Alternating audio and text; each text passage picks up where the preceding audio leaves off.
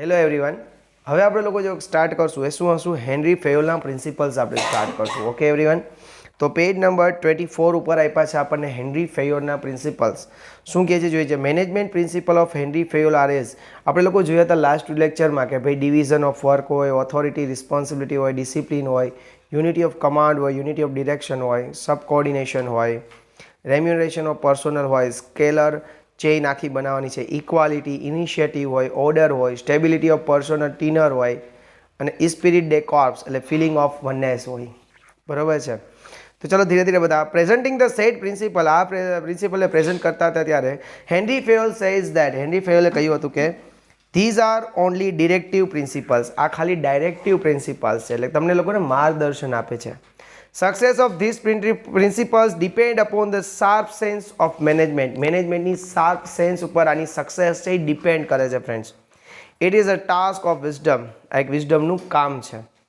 Explanation of this principal પેલ બી given as under. આમાં જો શું કરી શકે, તમને કાંઈ એમ કે બિગ ક્વેશ્ચન્સ બનાવીને કે ભાઈ explain any 6 principal of management, બરાબર, બાય હેનરી ફેયોલ. તો ગમે એ 6 પ્રિન્સિપલ્સ તમારે લખવાના થાય, બરાબર છે. કા તમને કોઈ એક પ્રિન્સિપલ આપે એમ કે ભાઈ division of work, short note on division of work, બરાબર છે, તો તમારે લોકો ડિવિઝન ઓફ વર્કનું 3 માર્ક્સમાં પૂછી શકે. તો તમારે એ રીતના બધું પ્રિપેરેશન 2 માર્ક્સ માટે પણ પૂછી શકે, પણ તમને લોકોને આવડતા બધા હોવા જોઈએ, બરાબર છે, આવડતા બધા હોવા જોઈએ. Division of work. હવે સાચી વાત છે ને, જો કોઈ પણ મેનેજમેન્ટ હોય એને સક્સેસ થવું હોય તો કઈ રીતના સક્સેસ થાય, તો કે સૌથી પહેલાં એમ શું કામ કરે, તો કે ભાઈ એનું જેટલું પણ વર્ક છે એને ડિવાઈડ કરી દે. હા, માનો કે હું કોઈ એક કંપનીમાં મેનેજર છું અને હું જ પ્રિન્ટિંગ કરું, બરાબર છે, એટલે કે ઝેરોક્સના કામ એ હું જ કરું, પછી જઈને ઓફિસ પણ હું જ વારું, પછી સેલ્સ કરવાય હું જ જાઉં, પછી એનું કલેક્શન કરવાય હું જ જાઉં, પછી ગુડ્સને પરચેસ કરવાય હું જ જાઉં, તો કોઈ કંપની સક્સેસ થાય નહીં. મારો એક ફ્રેન્ડ છે એને હમણાં એક બેંકમાં જોબ લાગી છે, તો એ બેંકનો ત્યાં મેનેજર છે. મેં એને પૂછ્યું, ઓકે, તો મેં કીધું કેટલા સ્ટાફ તારી નીચે છે અત્યારે, તો કે અત્યારે કોઈ નથી. તો મેં કીધું કલેક્શન કરવાનું, એટલે હજી નાનકડી બેંક છે, હાઉ સ્મોલ. તો મેં કીધું કલેક્શન કરવાનું, ડિપોઝિટ, એ કે બધું હું જ કરી નાખું. જો એ કે બધાનું ડિપોઝિટ લઈ લઉં, ડિપોઝિટ બધાને પછી કે વિડ્રોલ કરે તો રૂપીઝ આપી દઉં, લોન આપું, એ કે હું જ સેન્કશન લોનને પણ કરું, એ કે તો બધું જ કામ હું જ કરું. તો મેં કીધું તો ગમે કે લોકો એજન્ટ રાખ્યા છે, એજન્ટ લોકો વર્ક કરે, પણ સ્ટાફમાં એક હું એકલો જ, તો એ કોઈથી સક્સેસ ન જાય. સક્સેસ જવા માટે જરૂરી છે ડિવિઝન ઓફ વર્ક. દરેક એમ્પ્લોયની પોતાની કેપેબિલિટી પ્રમાણે, એની એફિશિયન્સી પ્રમાણે વર્કનું ડિસ્ટ્રીબ્યુશન કરવું જોઈએ, ઓથોરિટીનું ડિસ્ટ્રીબ્યુશન કરવું જોઈએ ફ્રેન્ડ્સ. તો જોઈએ છીએ in management more weightage is given on higher efficiency of employee and managers. Employee અને મેનેજર્સ હોય એની હાયર એફિશિયન્સી ઉપર ભાર દેવામાં આવ્યો છે. Okay. Productivity can be increase by optimum use of production equipments. Production equipment હોય એનો તમે ઓપ્ટિમમ યુઝ કરો તો જ તમે એની પ્રોડક્ટિવિટી વધારી શકો, બરાબર છે. હા, નહીં, વધારે યુઝ નહીં, મહત્તમ યુઝ કરવાનો.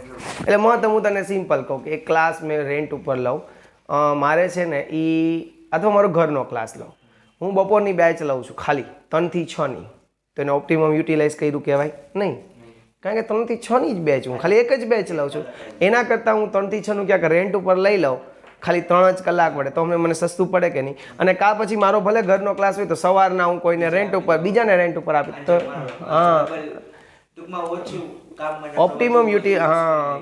હવે માનો કે આપણી મશીનરી હોય, પ્રોડક્શનની દ્રષ્ટિએ જોઈએ તો મશીનરી હોય એ જે પ્રોડક્શન છે એ ખાલી 3-4 કલાક જ કરતું હોય અને પછી એનું પ્રોડક્શન કંઈ કરતી જ ન હોય મશીનરી ઉપર પેલા માણસો નહીં, તો એ ઓપ્ટિમમ, હા, તો એની કેપેસિટી વેસ્ટેજ થઈ ગઈ. હા, એના કરતાં એને કંઈક કામ મળે, રૂપિયા મળે, બરાબર છે. Moreover division of work is necessary to increase efficiency of employees and managers. હમણાં જ કીધું કે એમ્પ્લોયી અને મેનેજરની હોય એફિશિયન્સી વધારવી હોય તમારે તો ડિવિઝન ઓફ વર્ક કરવું પડે. શું કામ એને એફિશિયન્સી? માનો કે કોઈ એક વ્યક્તિ છે, બરાબર છે, એને પરચેસ કરવાની ખબર પડે છે, એ હોશિયાર છે પરચેસ કરવામાં, તો એ જો તમે એને પરચેસ મેનેજર બનાવી દેવો તો એ ખાલી એક જ કામ કરશે, અને એક જ કામ કરે તો એનામાં એફિશિયન્સી આવતી જાય કે નહીં, દર વખતે એ કંઈક નવું શીખતો જશે, બરાબર છે, એક્સપિરિયન્સથી શીખી શકે. બરાબર. માનો કે હું એને બધું કામ કરાવું તો એફિશિયન્સી આવે નહીં. જેમ કે હું અકાઉન્ટ ગમે ત્યાંથી લઉં, ગમે એ અકાઉન્ટ લઉં, હાલે, શું કામ? કારણ કે એફિશિયન્સી અમારી, બરાબર, કારણ કે વર્ષો થયા કરશો, પણ એની જગ્યાએ હું ઓસી લેવા બેઠો છું તો એના જેટલો એફિશિયન્ટ નહીં હોય જેટલો હું અકાઉન્ટ્સમાં આવીશ. બરાબર છે, એટલે એ જરૂરી છે કે efficiency. Specialisation is also possible through division of work. હમણાં જ વાત થઈ ગઈ કે ડિવિઝન ઓફ વર્ક કરો તો સ્પેશિયલાઇઝેશન પણ આવી શકે. Division of work should be done at managerial and factory level to take benefit of principle of specialisation. કે ડિવિઝન ઓફ વર્ક થવું જોઈએ મેનેજરિયલ લેવલ અથવા ફેક્ટરી લેવલે જો તમારે સ્પેશિયલાઇઝેશનનો બેનિફિટ લેવો હોય તો વાંચી લ્યો છીએ 2-4 વાક્ય તમે તમારી રીતના મને કહો ફ્રેન્ડ્સ. 2 મિનિટમાં વાંચી લ્યો આખું division of work.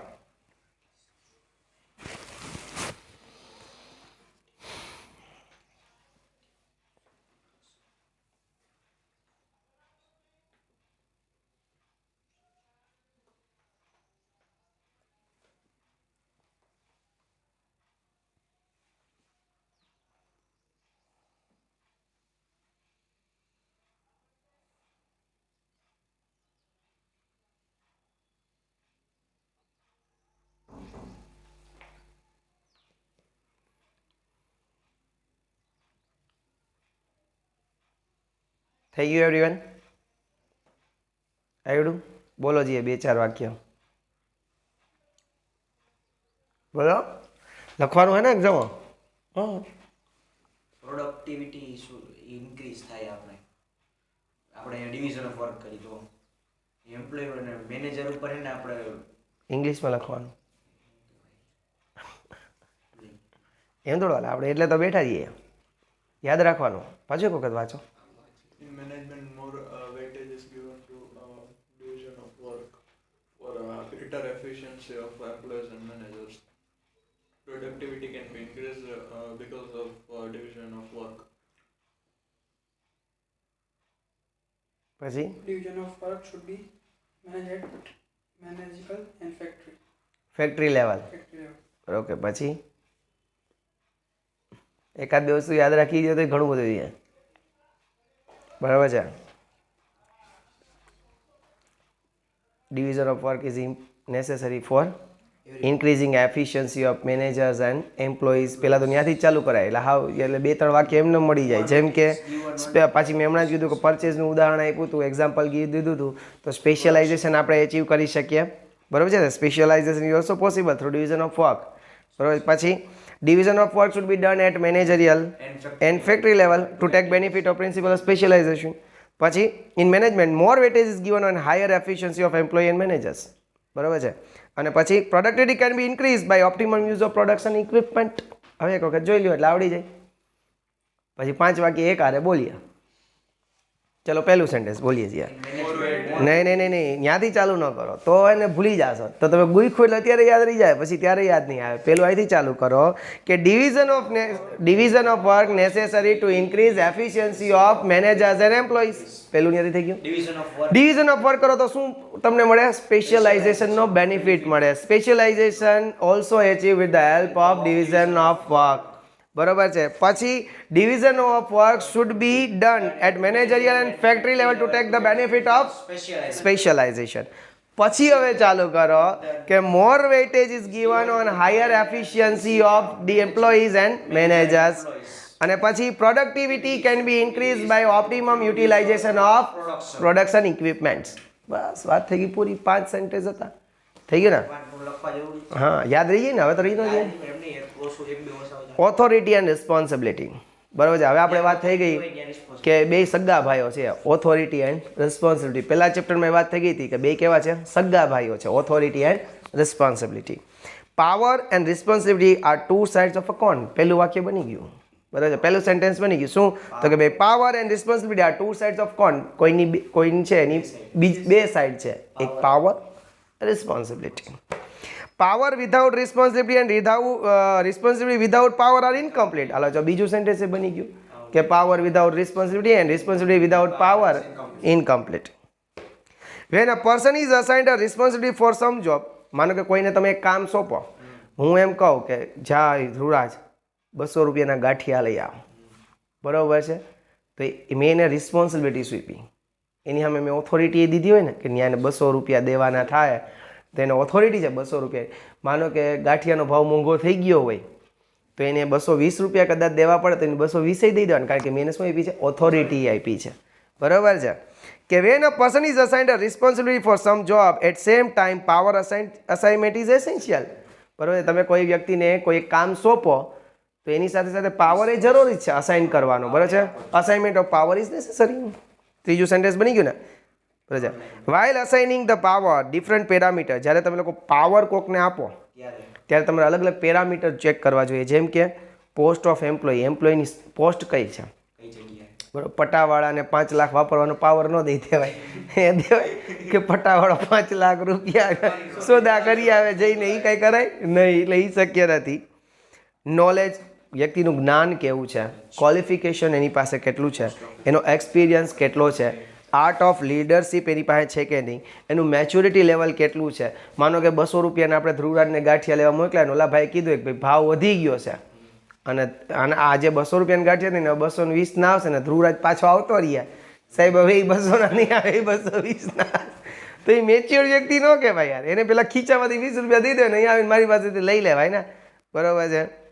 Should B considered, આ પેરામીટર પણ તમારે કન્સિડર કરવા. જ્યારે પાવર અસાઇન કરો ત્યારે તમારે લોકો શું જોવાનું? એમ્પ્લોયનું ક્વોલિફિકેશન જોવાની, એની મેચ્યોરિટી જોવાનું, એનું લેવલ જોવાનું, એનું ક્વોલિફિકેશન જોવાનું, બરાબર, એનું એક્સપિરિયન્સ જોવાનું, બધી વસ્તુ જોવાનું. હા, આર્ટ ઓફ લીડરશિપ કેવી છે એ બધું જોવાનું. સમજાઈ ગયું? તો આ ચોથું સેન્ટેન્સ બની ગયું guys. As a result enthusiasm of employees rise and aim achievement become easy. એને કારણે શું થાય કે એમ્પ્લોયનો જે એન્થુઝિયામ છે એ રાઇઝ થઈ જશે. બરાબર છે, એનું ઉત્સાહ વધી જશે.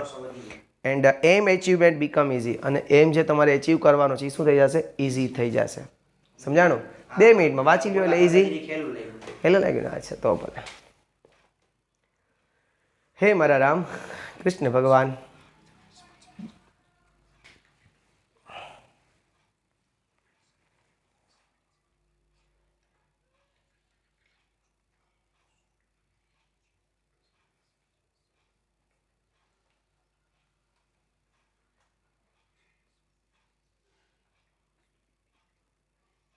ના મુન્ના ના.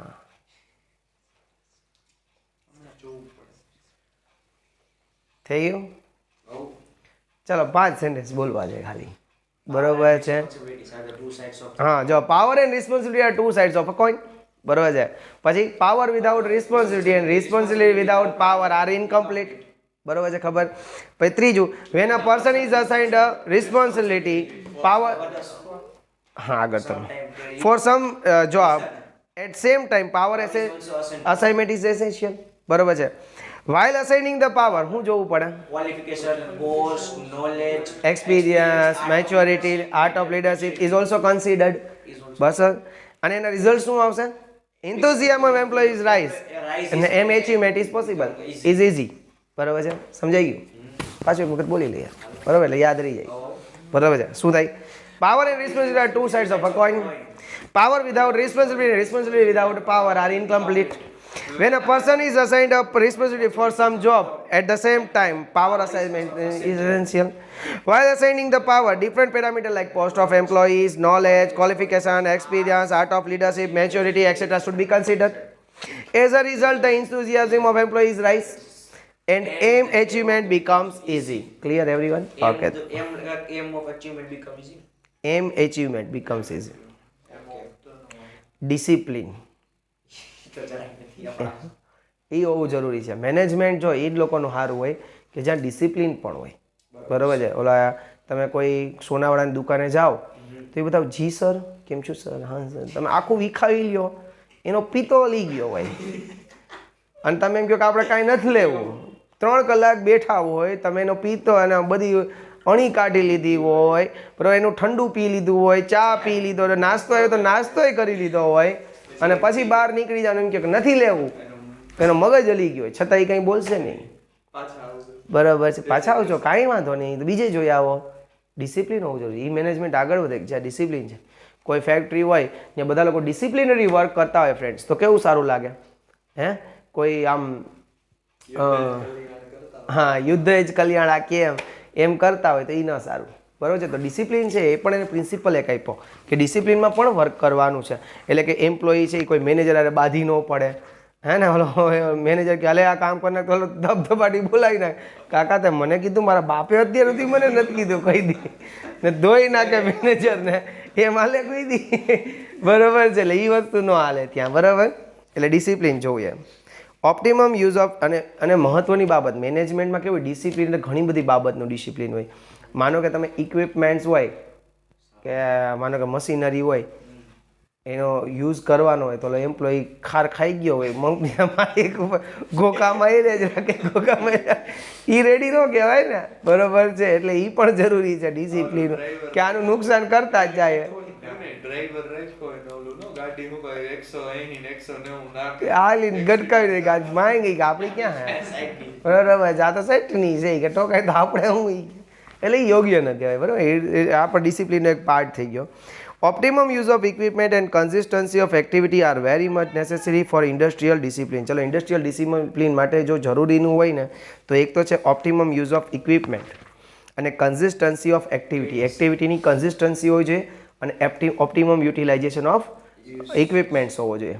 બરાબર છે. ઇન્ડસ્ટ્રીયલ ડિસિપ્લિન માટે બે વસ્તુ જરૂરી છે. પહેલું equipments optimum utilisation of equipments અને બીજું કન્સિસ્ટન્સી ઇન ઓફ એક્ટિવિટીઝ. બે વસ્તુ જરૂરી છે. ચલો પહેલું વાક્ય તો આપણું બની ગયું. Optimum use of equipment and consistency of activities are very much necessary for industrial discipline. Discipline create certain kind of harmonious environment. Harmony એકતાનું વાતાવરણ ઊભું કરે આખું ડિસિપ્લિનને કારણે આખી હાર્મની બરાબર છે છળવાઈ જાય. કે discipline create certain kind of harmonious environment. હાર્મનીવાળું જોઈએ ને બાબા બધાય ધબધબાટીઓ બોલાવતા હોય ને ગાળી કરતા હોય તો એકતા ન રહીએ તો ધબધબાટીઓ જ બોલે. બરાબર છે. Industrial discipline establish by certain kind of rules and code of conduct. Industrial discipline છે ને એ એસ્ટાબ્લિશ થઈ છે શેના દ્વારા તો કે certain kind of rules and code of conduct. આપણે વાત થઈ ગઈ હતી કે પ્રોફેશનલ જે આપણે ભણ્યું હતું એની અંદર આપણે કેરેક્ટરિસ્ટિક્સ કરતા હતા તો ત્યારે પ્રોફેશન પર્સનની કોડ ઓફ કન્ડક્ટ હોય. બરાબર છે. એના દ્વારા છે એ આ ડિસિપ્લિન એસ્ટાબ્લિશ થયેલું છે કે રૂલ્સ અથવા કોડ ઓફ કન્ડક્ટ. રૂલ છે એ કોણ ડેવલપ કરે તો કે ફેક્ટરીનો માલિક છે એ રૂલ્સ બનાવશે. કોડ ઓફ કન્ડક્ટ તો કે આખી ઇન્ડસ્ટ્રીનો કોડ ઓફ કન્ડક્ટ હોય. બરાબર છે. And as a result governance tax place in unit અને એને કારણે વહીવટ આવ્યા યુનિટ ઉપર. ગવર્મેન્ટ નહીં ગવર્નન્સ એટલે વહીવટ. એને કારણે છે એ યુનિટમાં કેવો હોય છે વહીવટ સારો હોય છે. When employee are more than control become easy through discipline. જ્યારે કે એમ્પ્લોયી જાજા બધા હોય અહીંથી ચાલુ કરાય. પહેલું ઓલું સેન્ટેન્સ આપણે જે કર્યું હતું ઓપ્ટિમમ યુઝવાળું. બીજું આ સેન્ટેન્સ જોઈન કરાય કે વેન એમ્પ્લોઈઝ આર મોર જ્યારે એમ્પ્લોયી ઘણા બધા વધારે હોય then control become easy. Control easy બને ક્યારે through the discipline through disciplines and code of conduct. Employee વધારે હોય તો કંટ્રોલ રાખવો હોય તો કે એને રૂલ બનાવીને દેવા પડે. એટલે આમ નહીં જવાનું આમ નહીં કરવાનું એકને કહી દો એટલે બધા સમજી જાય સટાકો મારી. ઓલું ન ઓલું એક ક્લાસમાં બધા અવાજ કરતા હોય તો સાહેબ બધાય ન મારે. એનો એક લીડર હોય ને એને પકડી અથવા ગમે એને પકડી ખચકાવી નાખે બધાય બંધ થઈ જાય. બરોબર છે. એને ડિસિપ્લિન કહેવાય. It's part of discipline. હું મારે એવી ટેવ હતી કે તો ઘણા ટાઈમ પહેલાંની વાત કરું જ્યારે છૂટે હતી છોકરાઓને કદાચ મારી લ્યો તો એ હાલતું. બરાબર છે. તો એક્ઝામ હોય ને તો મને ખબર જ હોય કે આ ક્લાસ ચોરી જ કરે છે. મને ખબર પડી જ ગઈ કે આખો ક્લાસ ચોરી છે. હું કરું છે સૌથી પહેલાં જાઉં થોડીક વાર વેઇટ કરું અડધી કલાકની પછી એક છોકરાને પકડી લઉં અને પકડીને છે ને બે ફેંકી ખેંચી દઉં એને. એટલે ખબર પડી જાય બધાને કે આ ખાલી પકડતો નથી બે ખેંચી લે. એટલા કરતાં ચોરી આપણે કરવી નહીં. બરાબર છે. એટલે એ ઇમ્પોર્ટન્ટ કહેવાય કે નહીં હે ને. એટલે બહુ ઘણા વર્ષો પહેલાં બધું હાલતું ત્યારે. એટલે એને કારણે આખો ક્લાસ છે ને એ 3 કલાક ચૂપચાપ બેઠો રહીએ કોઈ હલે નહીં. ન આવડે ને તો આમ અફસોસ કરીને રાખે પણ હિંમત ન કરે ચીઠી કાઢવાની. બરાબર છે. એટલે એ ધ્યાન રાખવાનું. બરાબર ને ધ્રુવરાજભાઈ. આપણે એવું ગોતીએ જ નહીં ને. આપણે એમ સાઈઝ જોઈને જ વાત કરી લઈએ. ચહેરા દેખ કે વાત કરતે હૈ ભાઈ. ચાલો. Managers even can take work easily. Sorry employee interest in job ઇન્ક્રીઝીસ. હવે જો ડિસિપ્લિન હોય તો બધાને કામ કરવાની મજા આવે. એ તમને કહી દઉં. બરાબર. ધબધબાટી બોલતી હોય ને કોઈને કામ કરવાની મજા આવે ગાળી હાલતી હોય ને. બરાબર છે. પણ કામ કરવાની એનું જોબ સેટિસ્ફેક્શન પણ વધે જો ડિસિપ્લિન હોય તો. પછી managers even can take work easily, manager પણ છે એ પોતાનું કામ ઇઝીલી કરી શકતા હોય છે. Supervision, clear and appropriate contract between worker and owners and appropriate implementation of punishment at every level are important for discipline. Discipline માટે જરૂરી શું છે? પહેલું તો સુપરવિઝન, કામનું સુપરવિઝન કરવાનું, માણસોનું સુપરવિઝન કરવાનું. પછી clear and appropriate contract between worker and owner. જો કોન્ફ્લિક્ટ્સ ક્યારે ઊભા થાય? જો વર્કર અને ઓનર વચ્ચે કોન્ટ્રાક્ટ વ્યવસ્થિત નહીં હોય તો. બરાબર છે, કોન્ટ્રાક્ટમાં નક્કી થયું કે ભાઈ દર વર્ષે 10% ઇન્ક્રીઝ દેવાનું, એટલે ઓનરે દઈ જ દેવાનું. જો એ નહીં કરે તો કદાચ ભાઈ, અને કાં પછી કે નોકરી આવી જાવ જોઈ લેવું આવતા વર્ષે કેમ પગાર વધારે, જોઈ લેવું આવે ને એટલે પ્રોબ્લેમ ઊભા થાય, કોન્ફ્લિક્ટ્સ ઊભા થાય. તો ક્લિયર કોન્ટ્રાક્ટ હોવો જોઈએ બે વચ્ચે, ક્લિયર અને appropriate contract between owner and employ workers. બરાબર છે, યા સીધી બાત, નો બકવાસ. બરાબર છે.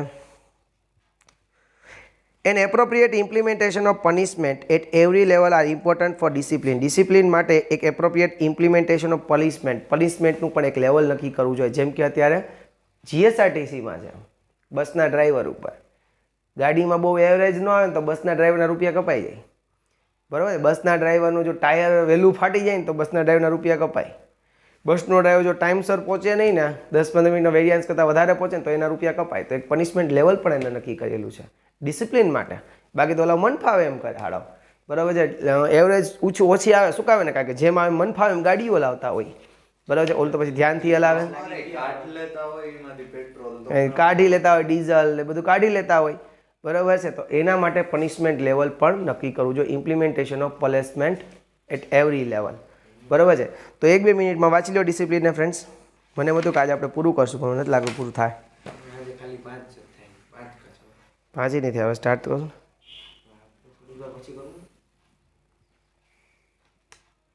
જોવા જઈએ.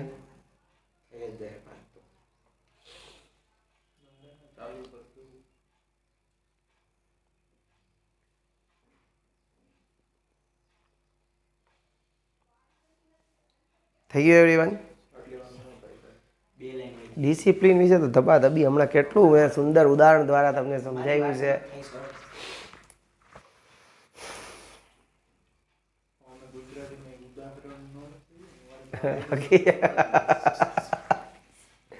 તમે તો સમજાવી દો કા.